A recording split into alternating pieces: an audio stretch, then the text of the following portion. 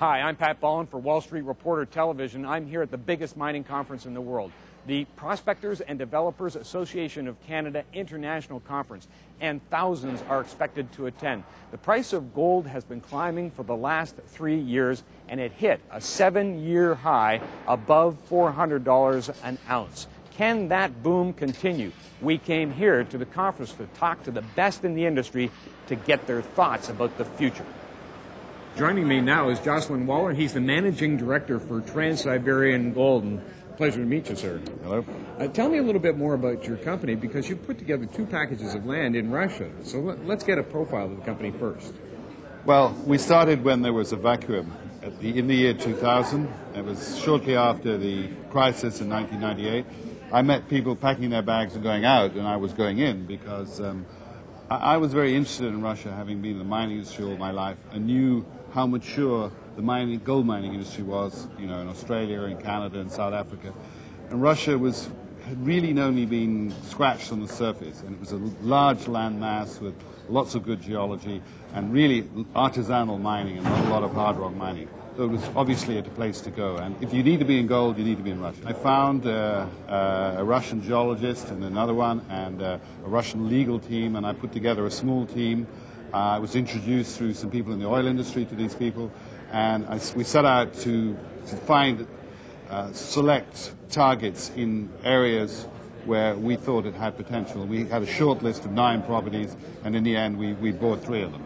Now, fascinating that you used local talent, if you will, to find those properties. And tell me about the properties. Well, just go back to your first point. It's the only way. I mean, Russia is for the Russians. If you want to get at the properties and get under the skin of Russia, you've got to go with Russians. And that's what I did. I realized we had to do that. The properties, they're very different, but they're very interesting. We've got one in Kamchatka, epithermal, high-grade gold, Pacific Rim of Fire, not but large deposits, but 20 grams plus, no major technical difficulties, easy to mill. Some problems with the infrastructure because it's not been done before, but excellent properties and with great exploration potential. Is this a property that somebody else had worked in the past, Yes. and then you could take those reserve estimates out of there? Yes. TVX Gold, Canadian company, went in there in the middle 90s and re-drilled it. It had a lot of work by the Russians, including an adit, but they re-drilled it. So we had verifiable data on which we could base our feasibility study. I think they pulled out because of the problems in 98 and for other reasons, the gold price. Okay, and then the other property is the property in Siberia. Yeah. Now, I think you say that if you want to get an elephant, you go to elephant country. And in Krasnoyarsk, in the Yenisei Ridge, you have Olympiada, which is Russia's biggest gold mine, 30 million ounces of resources. And we identified a property 60 kilometers away, owned by Russians who didn't really have the expertise to develop it.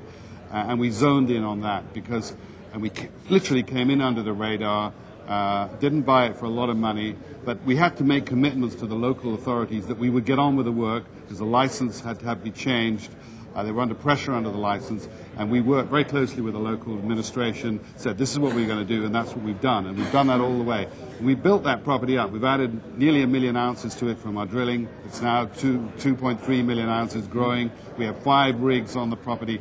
We're working at minus 40 degrees. Even the Russians were impressed. Now guess, when do you start production, do you think? End of 2005 in Kamchatka, that's the first. First half of 2006 for the Siberian operation. Both of them should be fully operational by the end of 2006. It's quite an exciting prospect. Well, thanks very much for joining us and telling us about this prospect. Okay. We've been talking to Jocelyn Waller, Managing Director of Trans-Siberian Gold.